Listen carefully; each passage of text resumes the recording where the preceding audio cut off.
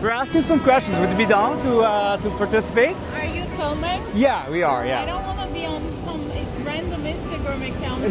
No, it's not a random Instagram account. It's a YouTube channel. But we're teaching about social skills and how people can connect. But what's your name?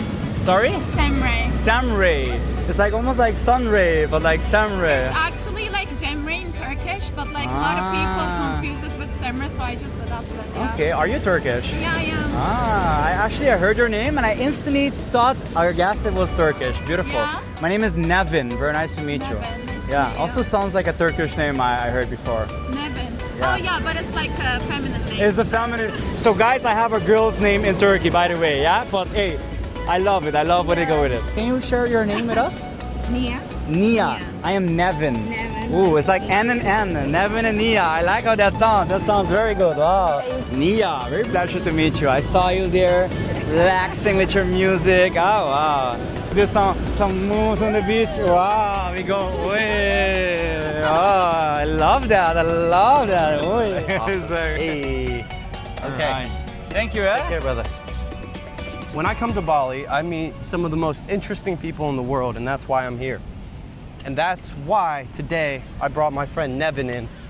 Tell him where you're from. It's already interesting. Man, I'm from the tiniest Caribbean island on the planet. Well, not the tiniest, but from Aruba, baby. Maybe you've heard it in some Beach Boys song like Aruba, Bahama, hey, ya pretty mama, da da da. But I'm from the tiny island of Aruba, brother. Yeah. Hey, my man's got confidence. He's got charisma. I've seen him in action. We met at one of the most social gyms in the world. And by the way, before we continue that, we're gonna have to survive this. So We're gonna have to cross cross the and Indonesian river. I have a lot of gear and expensive stuff. So pray for us, guys. We'll see if we survive See it. if we can make this, bro. All right. But I think we should be fine. We're All gonna go. right. Let's go. Oh, scared. Careful of the mic. Make sure the mic doesn't fall. Oh yeah. Otherwise it'll be an expensive shoot, bro. Oh yeah, but it would pay itself off. Whoa! No, shit. Whoa! This is deep, brother. How deep is your love, baby? How deep is your love? Hey. Oh man, survival, bro. We're surviving. One thing you told me, you talked about you used to be a tour guide in Aruba, and that's Yes. kind of was your first introduction into. Wait a minute, you had the setup. You were talking to beautiful ladies all day. Maybe Bro. some romantic adventures. What's one story from that you could tell? Wow. Probably Man, many. there's many stories behind that, bro, but Yeah. I think one very good story I could tell, bro, was the day that I got to take this very cute Argentinian lady out on a private tour. She Yeah. specifically wanted a private tour, so I ended up saving her halfway through the tour because she swallowed some water. So Oh, wow. I had CPR? I had to carry What? her out there, What? grab her on my arm, take her back in.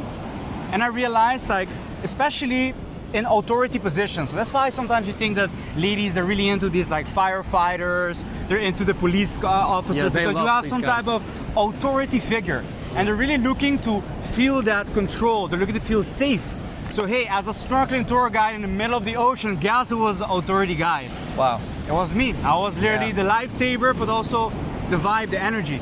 So I remember, man, taking this very cute 33-year-old Argentinian lady where I was like 20, maybe like 21 or something like Wow. this. And feeling so incredible, bro, getting to carry her. And after her just instantly falling in love with me by the fact that I got to save her. Wow. That I got to be in this position of grabbing her from the ocean, and I realized that really like doing this job or having a excuse to get people out of their comfort zone was an excellent way to go so much deeper, to build trust, to take them into something like that. So take your girls, hey, learn to swim, Yeah. and take your girls snorkeling. Yeah, You're gonna man. get to see some beautiful views of the fish and her. Yeah. You'll grab her by the arm, and honestly, like an activity like this is so much trust, authority based. So this was for me really like, man. When your girl says she's going to Aruba, just imagine my man here helping her out. You're like, no, you're not going to Aruba. I'm sorry. But you know what? My girl's never going to Aruba ever. The hell no. Hell the fuck no, you ain't going to Aruba. You I can got go a lot of other Aruban brothers that are ready to take them on tours, man. So But listen, this is a very powerful insight into what girls value too. yeah, They value, like you said, authority, the leadership, someone they look up to. but also experiences. Yes, exactly. Girls don't care about money, they care about the fucking things Fun. money provides, Bro, which is the experience. I was a snorkeling tour guide, man. I wasn't Yeah. the lawyer, I wasn't the big shot. had some like yellow hair growing out of my head because I was all day in sun. Yeah. And it was just because of the pure liveliness, showing them some new fish, showing them some like sea stars and putting the sea star on their head and like getting them mind fucked so funny. out of this trying to always prove. Yeah. You know, like always trying to be this like beat this thing. No, just be yourself, playfulness. But and- you know what? As you're Yeah. saying this, I since I know game, and I've studied it for 10 years, and I know my mentor talked about it, I know that putting the fish or the starfish on her head is Bro. the pinnacle of game. Bro. You don't get better game than that. Guys think being a lawyer will give you good game. Have you ever met lawyers who are stressed? bro. Your charisma, your aura just completely diminishes because you're in a job that's taxing you mentally. Have you ever met a doctor? Some of my clients are doctors. Some of the hardest people to Bro. pull out of their own head. Exactly, man. All day dealing with everybody's Yeah. challenges, problems. And I can So make for the yeah. video. I have to say I can make it happen. I got my doctor and lawyer and pilot client. Like Hey. all my clients got success, but For sure. when they get back to their job, it's like all the progress we made starts to go away slowly, and it's a bit hard to see. And It's only as well looking back that I like connect the dots of this, but this is where it really started, yeah, where I got to lead a group of people, and basically as a tour guide, here, you can like take 10 people out.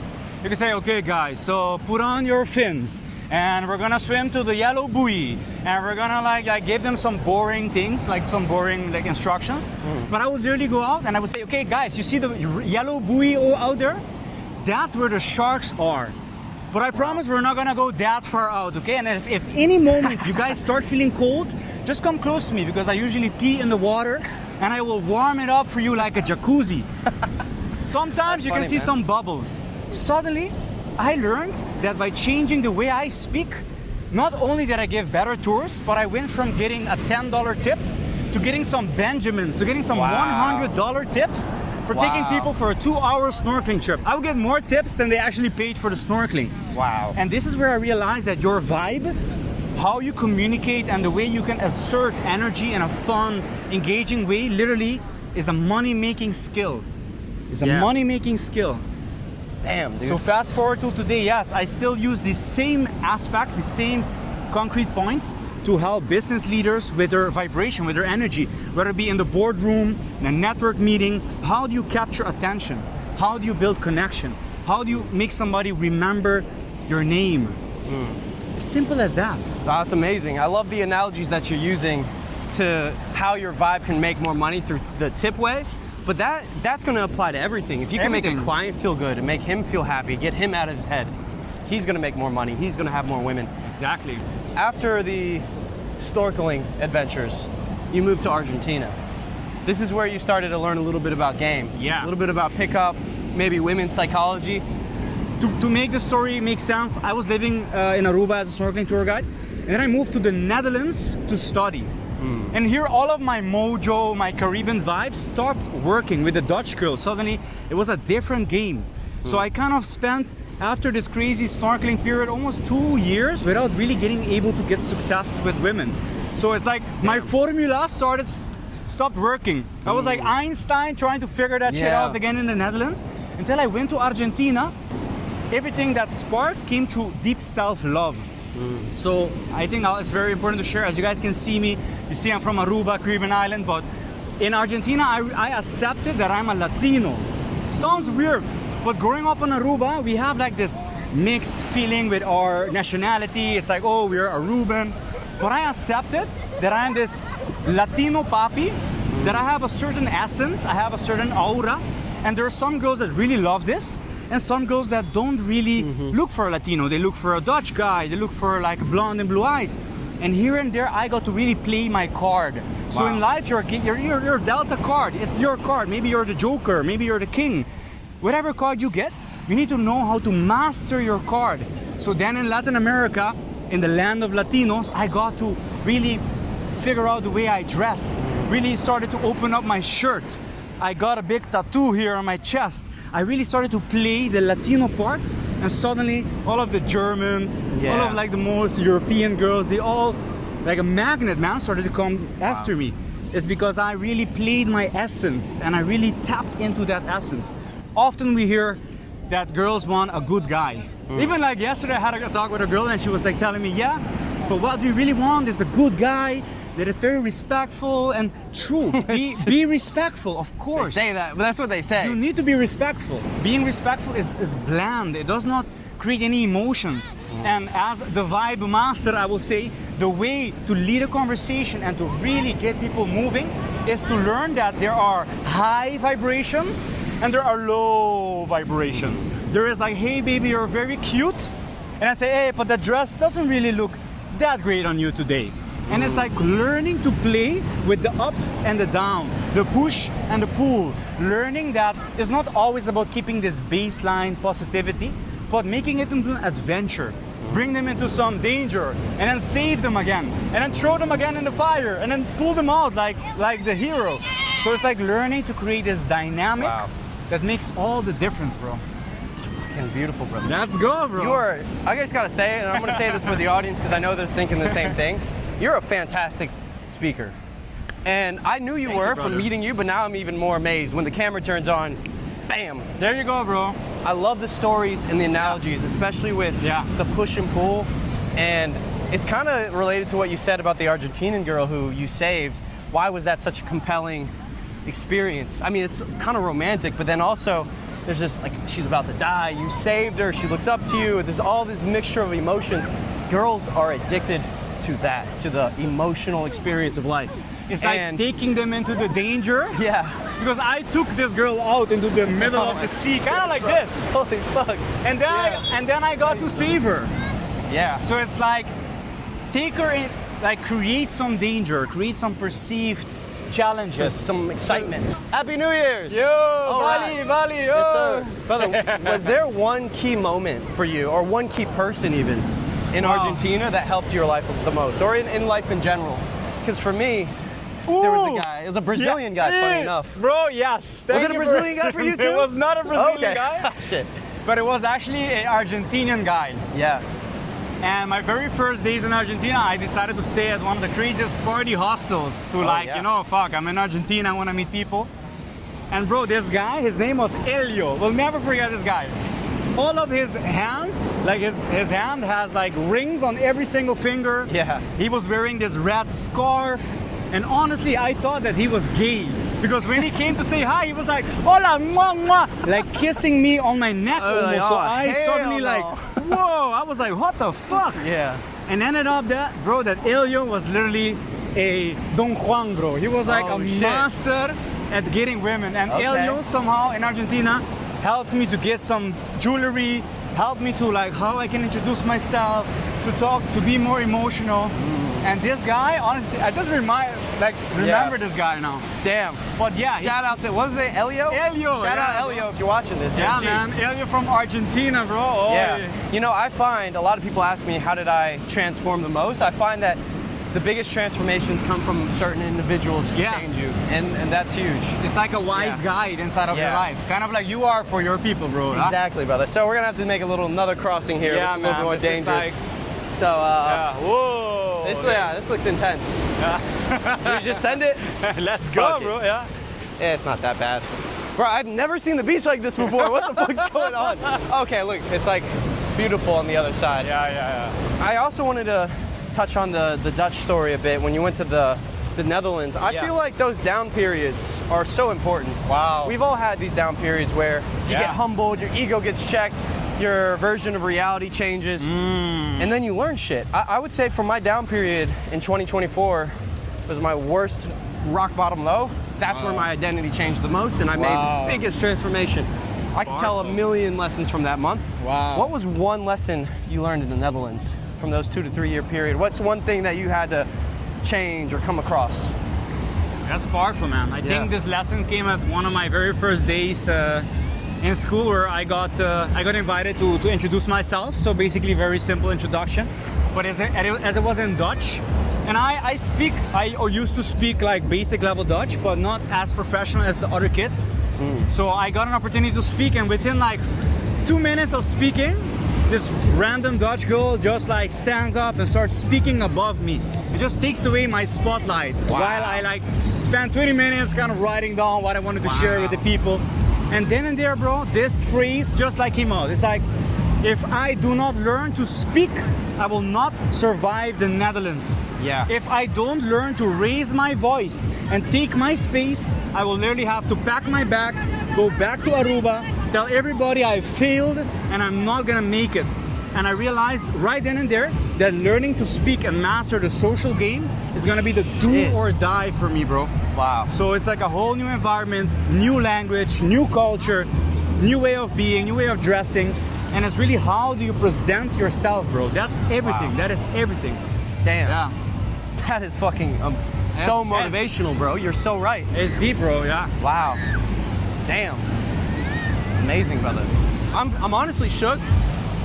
This is one of the most compelling videos I've done in a while, and I'm happy to have you on, man. When you have so much legends on the beach. What's up, you guys? Hey, bro. What's up, man? This is one of the biggest YouTubers in Bali.